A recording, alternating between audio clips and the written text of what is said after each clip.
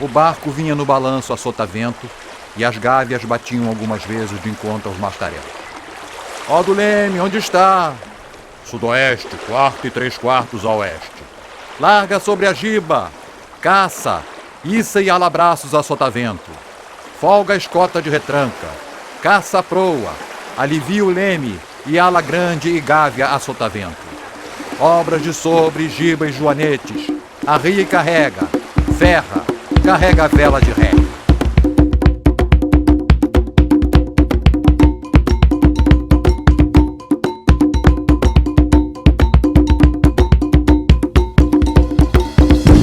Tanto a navegação quanto o trato com as embarcações demandam um conhecimento de toda essa nomenclatura complexa e hermética, um saber específico da atividade marinheira.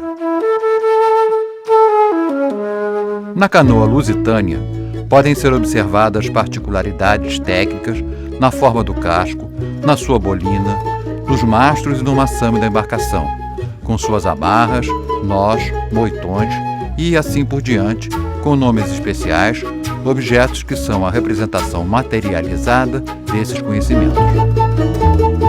O Rio São Francisco, chamado Rio da Unidade Nacional, tem a sua importância histórica como via de penetração e caminho amplamente reconhecido, sendo uma das bacias de navegação mais longas do país, indo do interior de Minas Gerais até o mar. Abrindo aos exploradores duas entradas únicas, a nascente e a foz, levando os homens do sul ao encontro dos homens do norte, o grande rio erigia-se desde o princípio com a feição de um unificador étnico, longo traço de união entre duas sociedades que não se conheciam. O trecho navegável no Baixo São Francisco, embora relativamente curto, teve grande importância histórica como via de navegação empregada para levar a produção das margens para a foz do rio. Por exemplo, a famosa fábrica de linha de Delmiro Gouveia funcionava além da Cachoeira de Paulo Afonso e enviava seus produtos por ferrovia até Piranhas e de lá para Penedo e depois Maceió por embarcações. A canoa de tolda assume grande relevância dentro da questão da navegação fluvial e, em especial, a navegação à vela para a história do Brasil, principalmente tendo em vista os elementos particularmente expressivos ou característicos dos aspectos e das etapas principais da formação social do Brasil e da evolução peculiar dos diversos elementos que constituíram a população brasileira. Considerando que não havia estradas carroçáveis no Brasil, o que limitava o volume e o peso de mercadorias que podiam ser levados à carga de uma mula, é evidente que qualquer transporte de elementos mais pesados ou volumosos dependia do transporte fluvial. O IPHAN sempre foi sensível à importância das vias de penetração, selecionando determinados elementos representativos que, ao serem preservados, resguardavam a história dos meios de transporte, muitos em claro processo de desaparecimento. Anos atrás, o IPHAN tombou o conjunto histórico paisagístico das cidades de Piranhas e Entremontes, incluindo os 13 quilômetros do rio que fazem a ligação entre as duas. A embarcação é composta por um casco de tábuas corridas, ligadas entre si por cavernas duplas, sem quilha, e, desta forma, o fundo da embarcação é chato. A proa da embarcação é em forma de colher. A popa termina em cadastre plano, bem inclinado, onde se encaixa um longo leme de saia com uma cana igualmente longa. Nas laterais do casco estão presas duas bolinas, espadelas, uma em cada bordo. As obras vivas são demarcadas por uma pintura marrom, enquanto o resto do casco é branco, com detalhes decorativos em padrão geométrico de cores mostarda, vermelho e verde. O fundo da embarcação é coberto por paneiros pintados de verde. Na popa, há um pequeno convés onde se posiciona o timoneiro, e na proa, a tolda, que dá nome ao tipo da embarcação. A canoa tem dois mastros, um colocado bem avante, adiante da tolda, e outro no terço final da embarcação, a ré. Ambos têm um mastarel, e o pano é preso a uma retranca e carangueja, que tem movimento sobre o mastro para içar a vela. O casco das canoas sergipanas apresenta interesse em diversos níveis, como o complexo corte do tabuado, que forma ou o costado, a proa em forma de colher, ou a própria relação comprimento-boca, muito grande, apropriada para um barco rápido.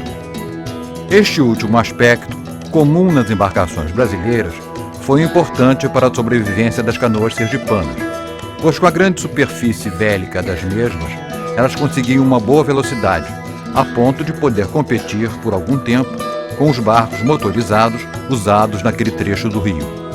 Do ponto de vista da história das técnicas, representada nas tradições populares dos ribeirinhos do São Francisco, consideramos o uso das cavernas duplas um dos aspectos mais chamativos do desenho, tendo em vista as dimensões das canoas de toldo em geral. Sabe-se que a Lusitânia é uma embarcação de pequeno porte na categoria, pois algumas das canoas do tipo teriam tido tamanho muito mais elevado, com capacidade de carga mais de 6 vezes maior. A Lusitânia era uma canoa de 300 sacos de cimento, de 50 quilos cada, dando uma capacidade de 15 toneladas. Contudo, houve canoas de até 2.000 sacos, ou seja, 100 toneladas.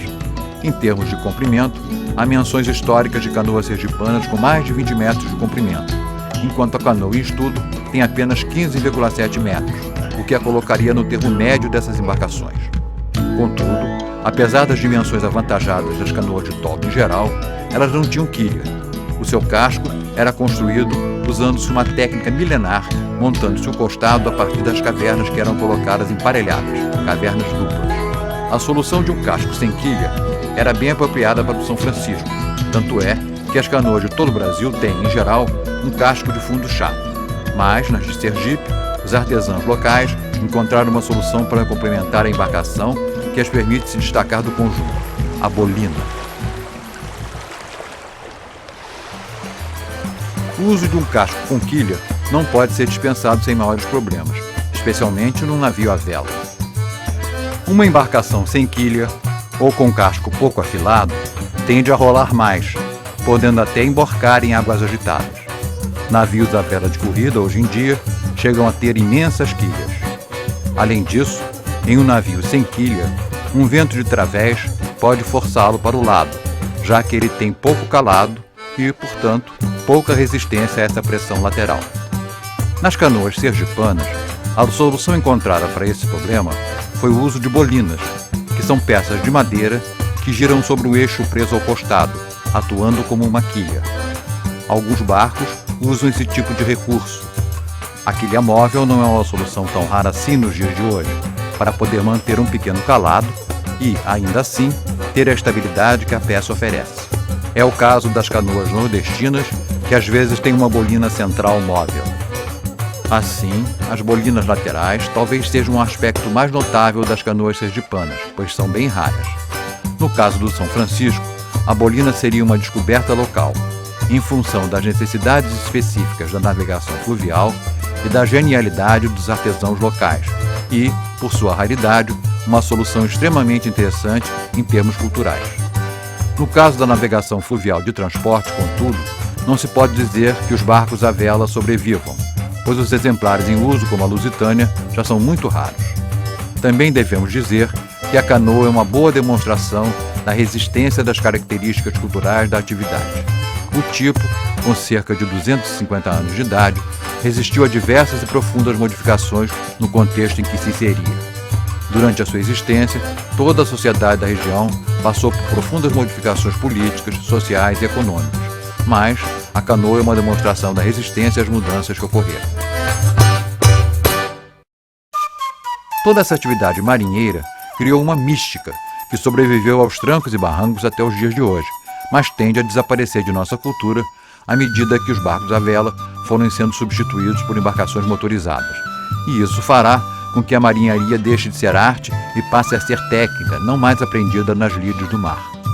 Sendo assim, a proposta de manutenção da Lusitânia em funcionamento, assim como a Daniela, comprada pela Prefeitura de Piranhas e rebatizada com o nome da cidade, é uma forma importante de preservação de práticas e saberes náuticos que correm o risco de se perderem.